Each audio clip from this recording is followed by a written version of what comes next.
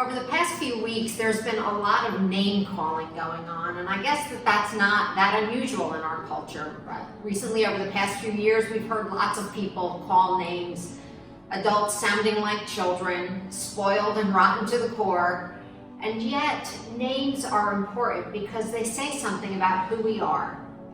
So today I want to talk just for a minute about the importance of names in the scripture and how those names are used both to build people up and to break people down.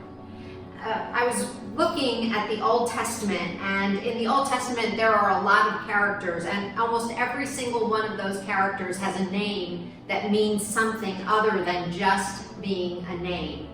For instance, Abraham and Sarah were renamed by God because originally they were Abram and Sarai.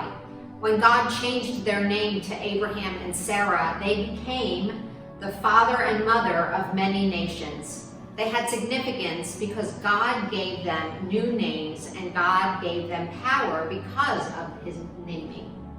We know that Jesus called Peter Cephas, which means the rock, and Peter was then commissioned to build the church that Jesus had called into being.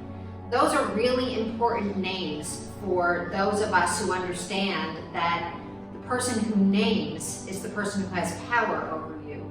So in both of those instances and in so many others, God naming people means that God has power over those people. In the waters of our baptism, we are renamed beloved and given a new name by God, indicating that God has power over our lives, but not just our lives, but the lives of all the people that God has called into being. For God has really named all of us and calls all of us children. We are the beloved children of God. Recently, a name that has come up over and over again in our culture is thug. And I wonder about what that does to somebody when they're named thug. And so what I started to do was look up the meaning of thug.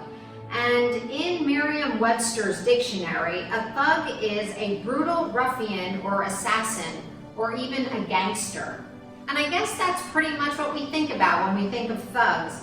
But in the Urban Dictionary, it says that a thug refers to a male or female who commits crimes for personal gain through stealing, selling drugs, but especially violent crimes such as robbery and assault. When we name someone a thug, it says something about who they are and their character. It says that they do not value human life and that they believe their life is more important than any other life. When we throw names around, it says something not only about the person who we're naming, but it says something about us as a people. We should probably consider that when we call someone something, it's because we want power over them, or we believe that we're so much better than they are that we can name them something that is demeaning and steals their dignity.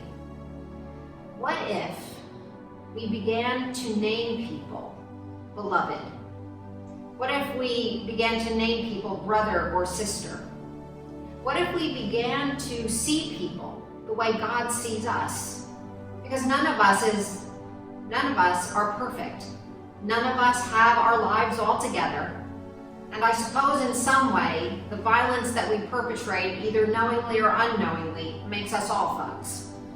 So before we go around considering that other people are less than we are, perhaps we might consider that we too have been claimed and named by the God who knows us best and loves us most. And not just us, but all the people that have been created in the image of God, which is all people. May you and those you know and love, those you have named and those who have named you, come to know the grace of God in Jesus Christ, that we may all be brothers and sisters under the same one who has named us all, whose name is love.